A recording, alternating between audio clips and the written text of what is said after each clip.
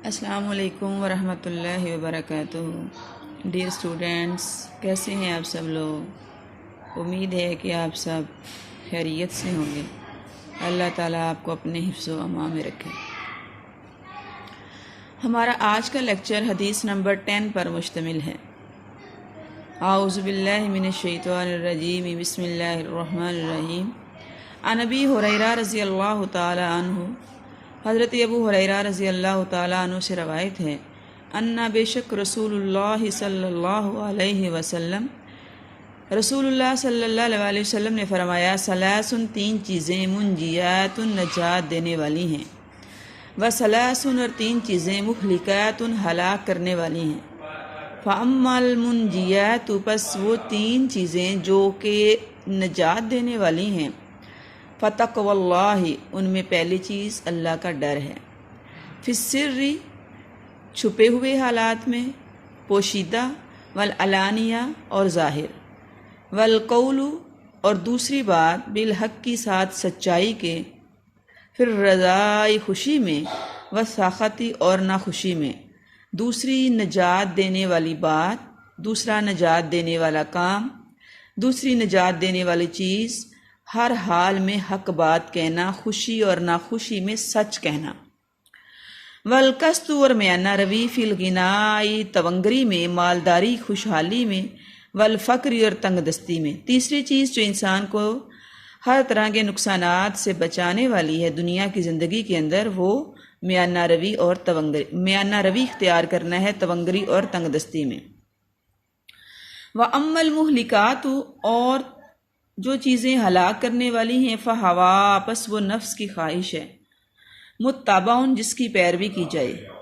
نفس جس کے پیچھے چلا جائے، جس کی پیروی کی جائے، یہ انسان کو ہلاک کر دینے والی چیز ہے۔ دوسرے نمبر پر شح مطاع، خود غرضی، بخیلی ہے جس کی اطاعت کی جائے، وَإِجَابُ، اور خود پسندی ہے ہماری کسی بھی آدمی کی بھی نفس ہی، اپنے آپ کے بارے میں، وَهِيَ، اور یہ چیز یعنی تیسرے نمبر پر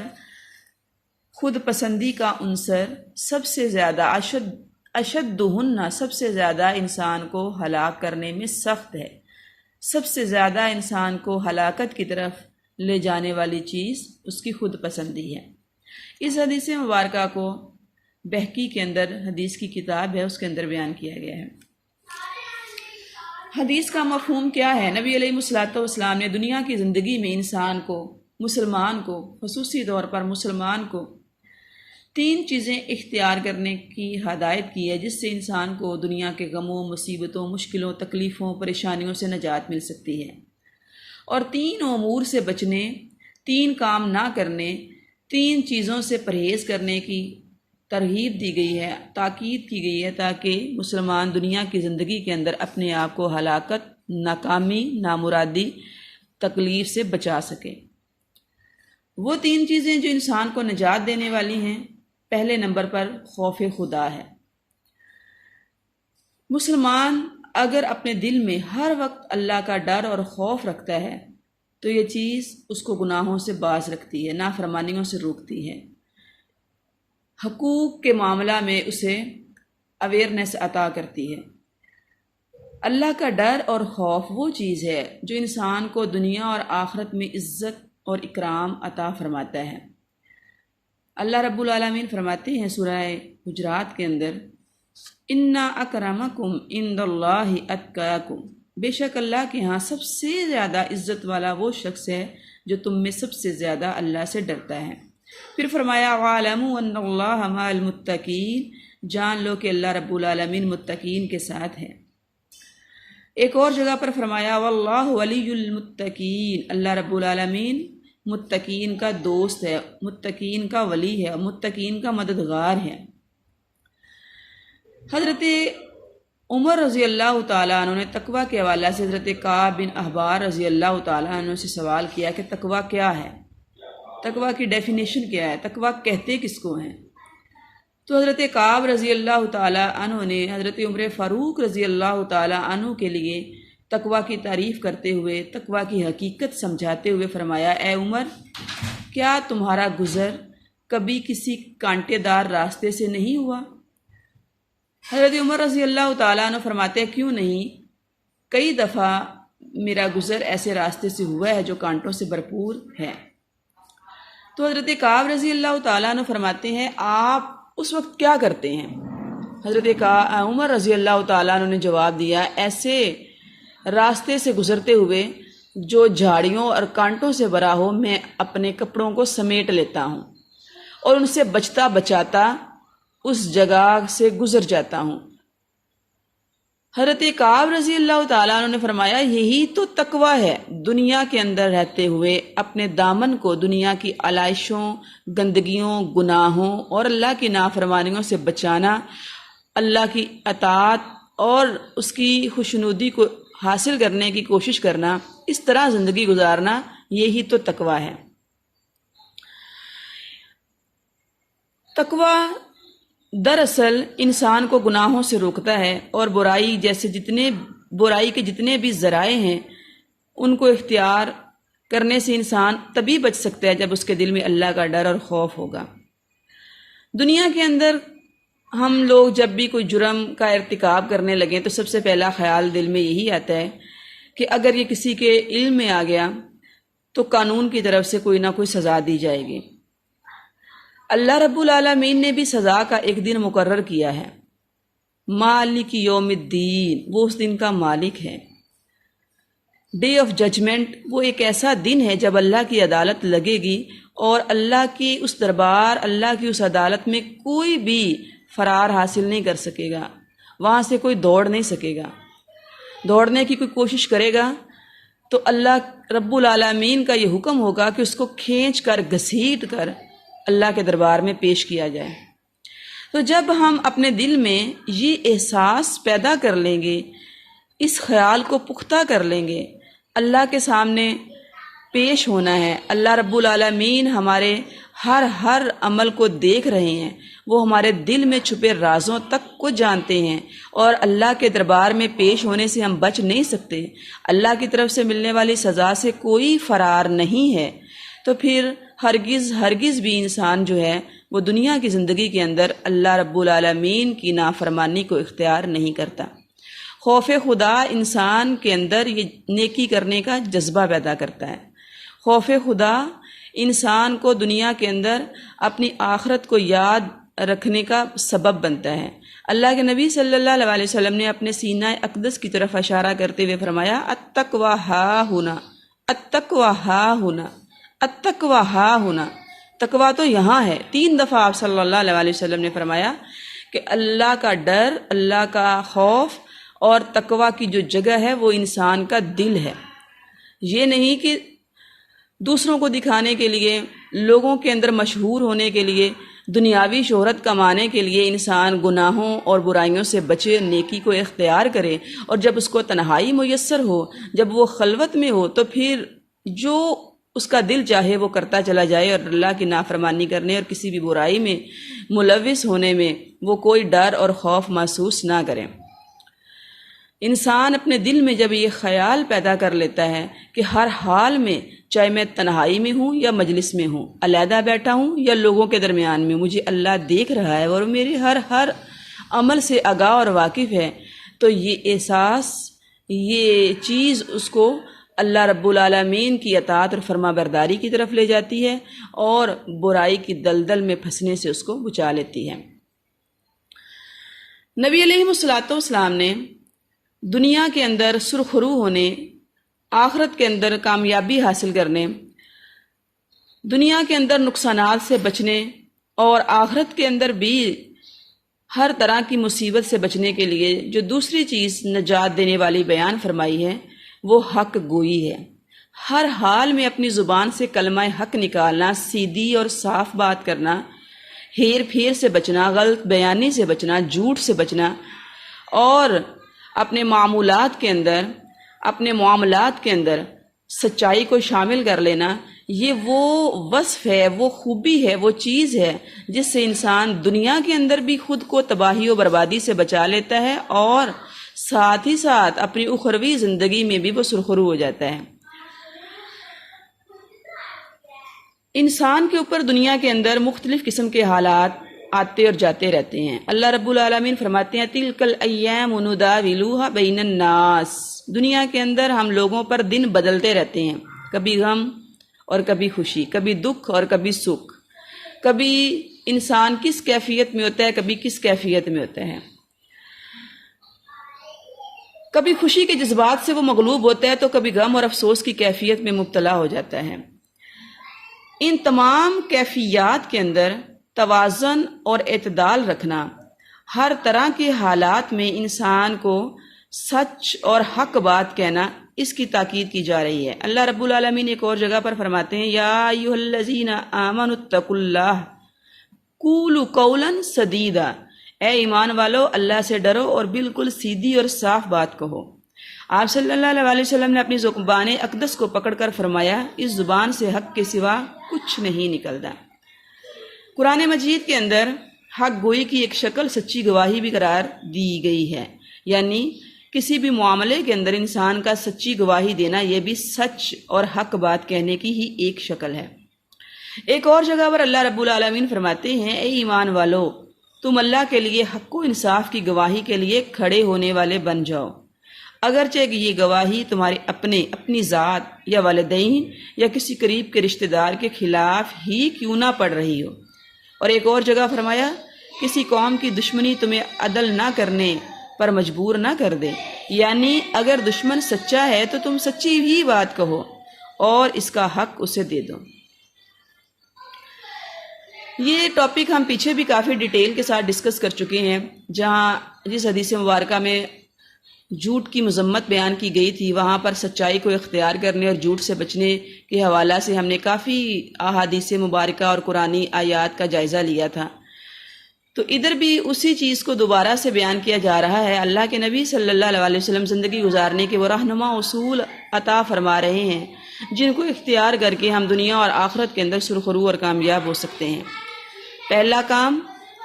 جو انسان کو دنیا کے اندر نجات دینے والا ہے، کس چیز سے؟ ہلاکت سے، بربادی سے، ناکامی سے، نامرادی سے، ہر طرح کی مصیبت اور پریشانی سے، دکھوں سے نجات دینے والا پہلا کام اللہ کا ڈر اور خوف ہے۔ دل کے اندر ہر وقت اس احساس کا پیدا ہونا کہ اللہ رب العالمین ہمیں دیکھ رہے ہیں، ہمارے ہر عمل سے وہ آگاہ اور واقف ہیں، ہم جو کچھ بھی دنیا میں کریں گے وہ ریکارڈ ہو رہا ہے اور اس کے بارے میں ایک دن ہم سے پوچھا جائے گا، سوال کیا جائے گا، حساب کتاب ہوگا۔ اور اگر ہم نے دنیا کے اندر اللہ رب العالمین کے ڈر سے بے نیاز ہو کر زندگی گزاری تو اس پر سزا ہوگی۔ دوسرا کام جس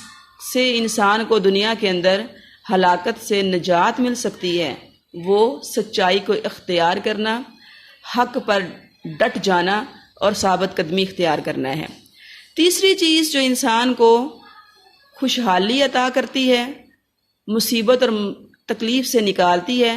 ہلاکت سے نجات دیتی ہے، وہ ہر حال میں میانہ روی اور اعتدال کو اختیار کرنا ہے۔ دین اسلام دراصل اعتدال کا دین ہے۔ عبادات کے معاملہ میں بھی افراط و تفریط کا شکار ہونے کی اسلام کے اندر اجازت نہیں ہے۔ اسی لیے شریعت مطہرہ کے اندر یہ بیان کیا گیا ہے کہ عبادات میں بھی میانہ روی اور اعتدال کو اختیار کیا جائے۔ پوری رات قیام کرنا اور اللہ کے حضور سجدے کرنا اس بات کی اجازت نہیں ہے۔ آپ صلی اللہ علیہ وسلم نے فرمایا تمہاری آنکھ کا بھی تم پر حق ہے، لہٰذا کچھ حصہ رات کا عبادت کرنا اور کچھ حصہ سو جانا، اس طرح عبادات کے اندر میانہ روی اور اعتدال اختیار کرنے کی ہدایت کی گئی ہے۔ اعتدال و توازن زندگی کے ہر شعبے کے لیے ایک بہترین حکمت عملی ہے۔ یہ ایک ایسا اصول ہے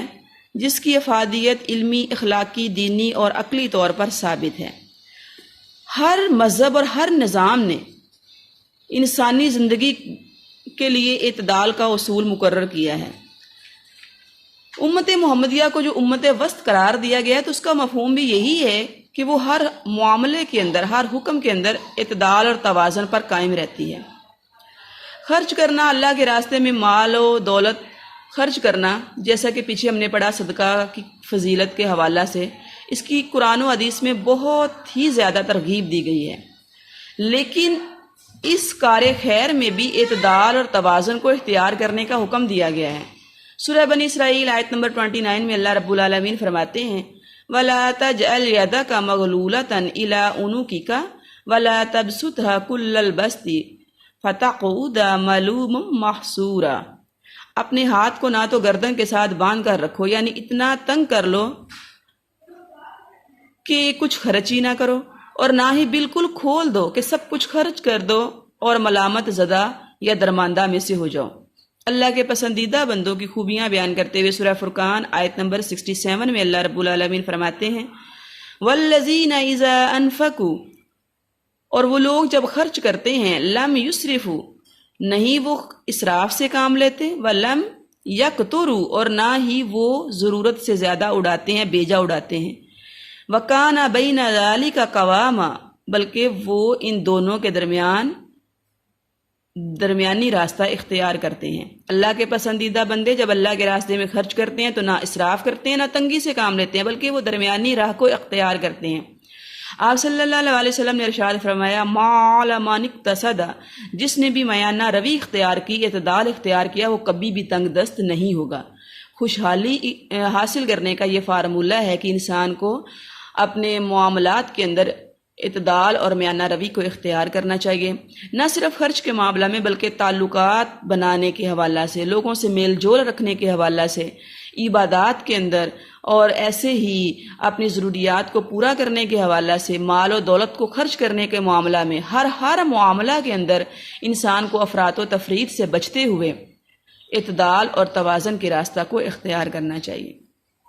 یہ تین چیزیں ہوئیں جن کی حقیقت بیان کرتے ہوئے اللہ کے نبی صلی اللہ علیہ وسلم نے اپنی امت کو یہ ہدایت کی ہے کہ وہ ان تین چیزوں کو اختیار کر کے دنیا کے اندر اپنے آپ کو ہلاکت اور بربادی سے بچائیں۔ پھر ہم ان کو ریوائز کرتے ہیں۔ نمبر 1 خوف خدا، نمبر 2 حق بات کو اختیار کرنا، ہر حال کے اندر حق، کلمہ حق کہنا، سچ بات کہنا، اور نمبر 3 ہر طرح کے حالات میں اعتدال اور توازن کو اختیار کرنا، ہر طرح کے معاملات کے اندر میانہ روی کو اڈاپٹ کرنا۔ یہ تین کام کرنے والا دنیا کے اندر بھی ہر طرح کی ہلاکت اور بربادی سے اپنے آپ کو بچا لے گا، اپنی دنیا کی زندگی کو اپنے لیے کامیاب بنا لے گا، ہر طرح کی ناکامی اور نامرادی سے بچ جائے گا، اور ساتھ ہی ساتھ وہ اپنی آخرت کے اندر بھی اپنی اخروی زندگی کو بہتر بنانے میں، اچھا بنانے میں کامیاب ہو جائے گا۔ اب حدیث مبارکہ کے اندر اگلی جو چیزیں بیان کی گئی ہیں وہ ہیں جو دنیا کے اندر انسان کو ہلاک کرنے والی ہیں، اس کو تباہی و بربادی تک پہنچانے والی ہیں۔ ان میں پہلے نمبر پر نبی علیہ الصلوۃ والسلام نے فرمایا وہ خواہش نفس کی پیروی ہے۔ اللہ رب العالمین نے دنیا کے اندر انسان کو پیدا فرما کر اس کی جسمانی اور روحانی تمام ضروریات کو پورا فرما دیا ہے۔ انبیاء اکرام کے ذریعے انسان کو وہ ہدایات دی گئی ہیں جس کی بنا پر وہ اپنے نفس کو کنٹرول کر سکتا ہے، اپنے نفس پر قابو پا سکتا ہے۔ انسان کو دنیا کے اندر اس بات کی تاکید کی گئی ہے کہ وہ خواہشات نفس کی بجائے اللہ کے احکامات پر عمل پیرا ہو،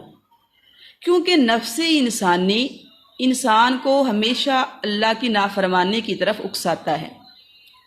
اللہ رب العالمین نے انسان کے اندر خیر اور شر دونوں چیزیں ہی رکھ دی ہیں، اور جب آدم کو سجدہ نہ کرنے پر اللہ رب العالمین نے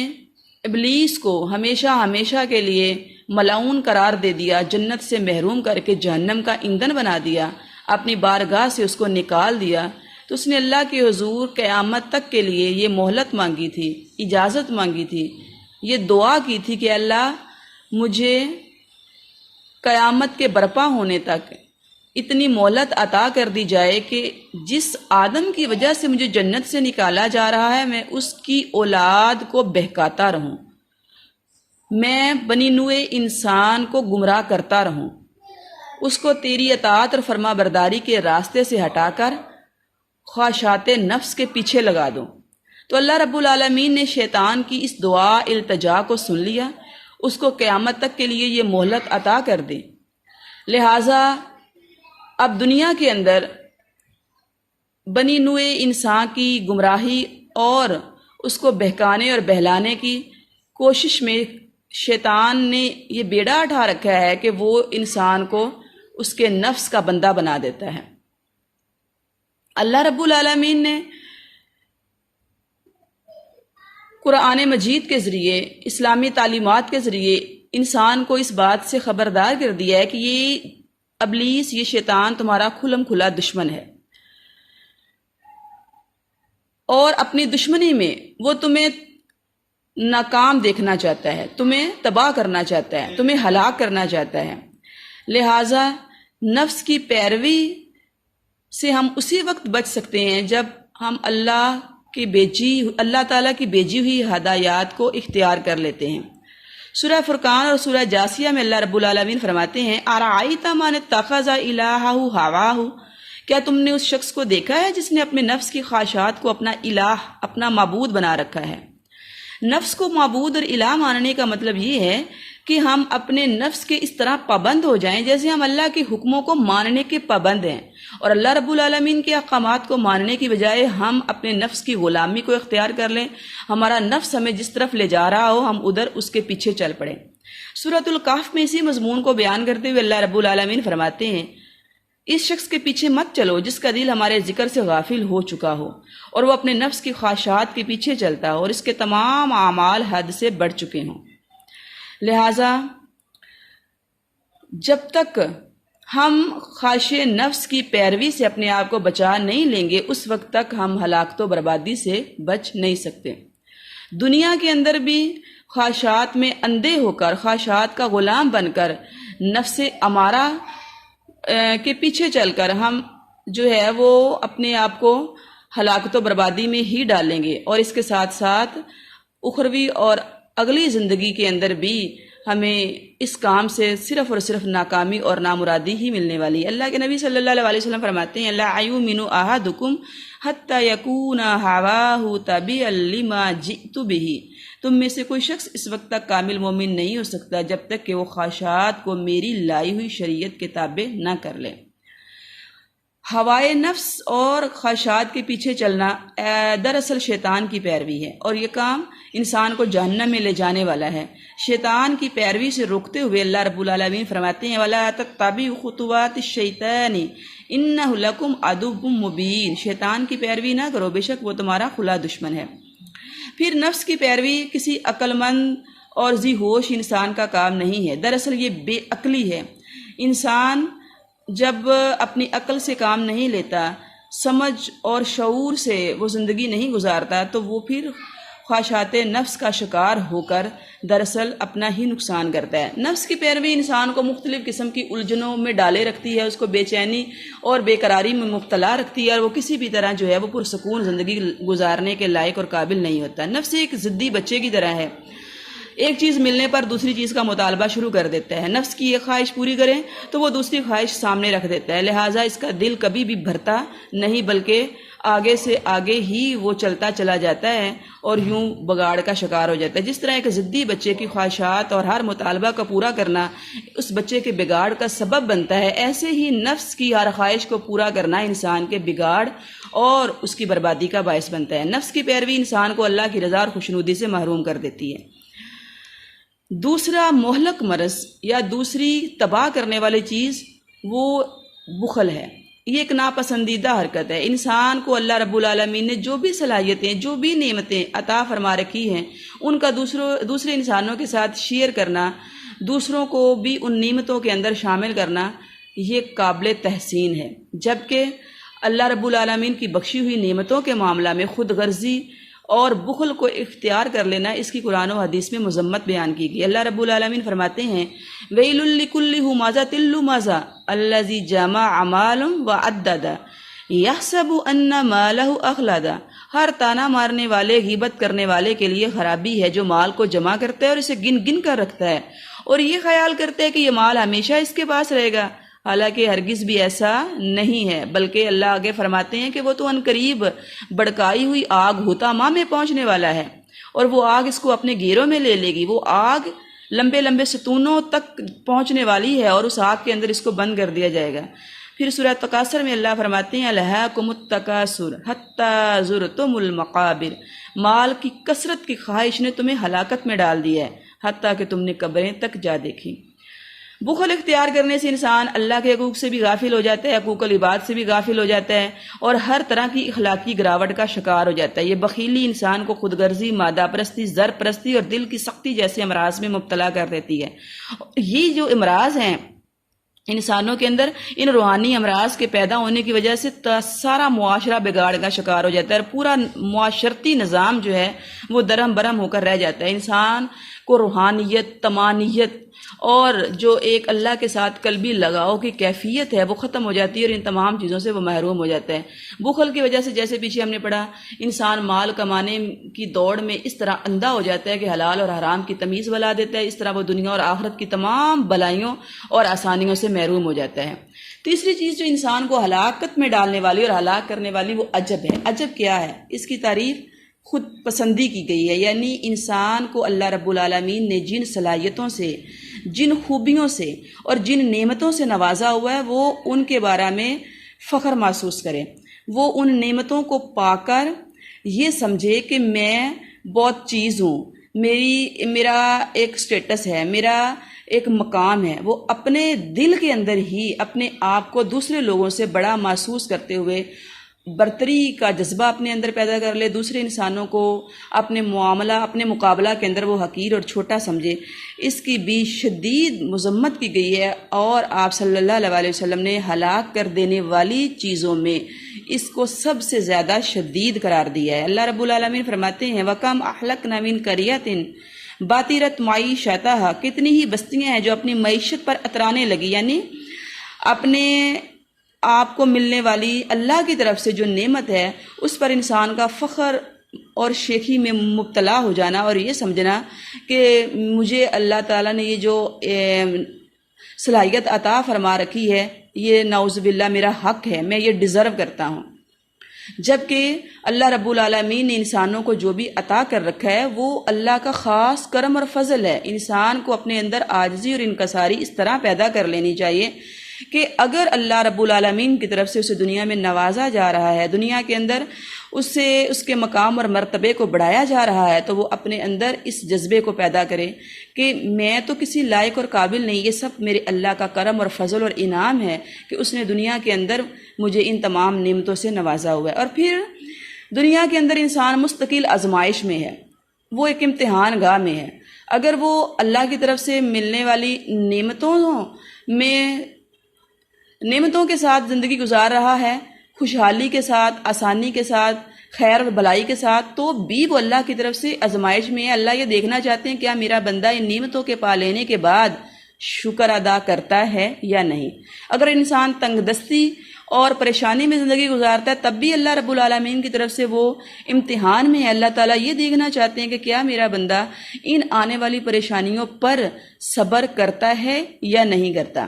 لہٰذا اللہ کے نبی صلی اللہ علیہ وسلم فرماتے ہیں مومن کے لیے ہر دو کیفیتیں ہی بلائی اور خیر کا سبب ہیں۔ اسے کوئی نعمت ملتی ہے وہ اللہ کا شکر ادا کرتا ہے تو وہ اس پر بھی اجر پاتا ہے، اس پر کوئی مصیبت پریشانی آتی ہے وہ صبر کرتا ہے تو اس کے بدلے میں بھی وہ اللہ رب العالمین سے اجر پاتا ہے۔ خود پسندی یا خود بینی، انسان کو اللہ رب العالمین نے جو خوبیاں اور خصوصیات عطا فرمائی ہیں ان کی بنا پر اپنے آپ کو بڑا آدمی سمجھنا ہے۔ تکبر اور خود بینی میں تھوڑا فرق ہے۔ تکبر میں تو انسان اپنے آپ کو دوسروں سے برتر اور بڑا سمجھتا ہے، لیکن خود بینی میں انسان اپنی ذات کے اندر ہی اپنے آپ کو بڑا سمجھنا شروع کر دیتا ہے اور دوسروں سے اپنے آپ کو برتر سمجھنا ضروری نہیں۔ خود بینی یعنی کہ خود پسندی، اپنے اندر ہی اپنے آپ کو اچھا اور بڑا سمجھنا، یہ دراصل تکبر کی ہی پہلی شکل ہے۔ اپنی رائے کو دوسروں پر پریفر کرنا، دوسروں سے فائق سمجھنا، اپنے آپ کو دوسروں سے زیادہ نیک سمجھنا، دوسرا پارسا سمجھنا، اپنے آپ کو دوسروں کے مقابلہ میں ہر فن مولا سمجھنا، دنیاوی اور دینی دونوں طرح کے معاملات کے اندر انسان کا یہ خیال کرنا، اپنے دل کے اندر اس احساس کو پیدا کرنا کہ یہ کام، یہ چیز میں دوسروں سے بہتر کرتا ہوں، اس کی میرے اندر دوسروں سے زیادہ صلاحیت ہے، میں دوسروں سے بہتر انداز میں یہ کام کرنے کی اپنے اندر ایبلٹی پاتا ہوں، اس احساس کو اپنے اندر پیدا کرتے چلے جانا، یہ خود پسندی ہے اور حدیث مبارکہ میں اس سے بچنے کی تاکید کی گئی ہے۔ اس کو اختیار کرنا انسان کے لیے ہلاکت و بربادی کے سوا کچھ بھی نہیں ہے۔ یہ چیز انسان کو تباہی اور بربادی کی طرف لے جاتی ہے، اور یوں انسان ان امور کے اختیار کرنے سے اپنی عبادات کے اجر سے بھی محروم ہو جاتا ہے۔ دوسروں کی جو بیجا تعریف ہے یہ بھی دراصل خود نمائی اور خود بینی کی عمارت کو پروان چڑھاتی ہے۔ ایک شخص دوسرے کی بیجا تعریف و توصیف کر رہا تھا تو نبی صلی اللہ علیہ وسلم نے فرمایا تم نے اس کو ہلاک کر ڈالا، اور ایک اور موقع پر آپ صلی اللہ علیہ وسلم نے فرمایا تم نے اس کی گردن کاٹ ڈالے۔ یعنی وہ شخص جو لائق تعریف ہے اس کی تعریف کرنے میں انسان کو مبالغہ آرائی سے کام نہیں لینا چاہیے۔ انسان اپنی تعریف سن کر شیطان کے اس وار کا شکار ہو جاتا ہے جو خود بینی اور خود پسندی کی صورت میں اس کے اندر آ جاتا ہے۔ لہٰذا ہمیں اپنے دوسرے مسلمان بہن بھائیوں کا خیال کرتے ہوئے ان کو بھی خود پسندی اور خود بینی سے بچانا چاہیے، اور خود بھی اس بات کا احساس اپنے دل میں پیدا کرنا چاہیے کہ جو کچھ بھی ہمارے پاس ہے مال و دولت کی شکل میں، مختلف قسم کی ایبیلٹیز کی شکل میں، کامیابیوں کی شکل میں، ہنر کی شکل میں، اچھی کارکردگی کی شکل میں، وہ سب کچھ میرے اللہ کا ہی عطا کردہ ہے۔ میں اس لائق اور قابل کہاں تھی کہ ان ساری نعمتوں اور بلائیوں سے نوازی جاتی؟ اللہ کا لاکھ لاکھ شکر ہے جس نے دنیا کے اندر مجھے اس طرح کی صلاحیتوں سے نوازا ہوا ہے، اور ہر طرح سے شیخی، فخر، غرور اور تکبر، خود پسندی اور خود بینی سے اپنے آپ کو بچانا چاہیے۔ اللہ رب العالمین فرماتے ہیں لا تفرحوا بما آتاکم، جو کچھ تمہیں عطا کیا گیا اس پر فخر نہ کرو، اس پر اتراؤ نہ، اس پر شیخی کے اندر مبتلا نہ ہو۔ اللہ رب العالمین ہمیں منجیات کو اختیار کرنے کی توفیق عطا فرمائے اور مہلکات سے بچنے کی توفیق عطا فرمائے۔ صحیح معنوں میں ہمیں دین اسلام پر عمل پیرا ہونے اور نبی علیہ الصلوۃ والسلام کی لائی ہوئی اور بیان کردہ تعلیمات پر عمل پیرا ہونے کی توفیق عطا فرمائے۔ وما توفیقی الا باللہ علیہ توکلت و الیہ انیب۔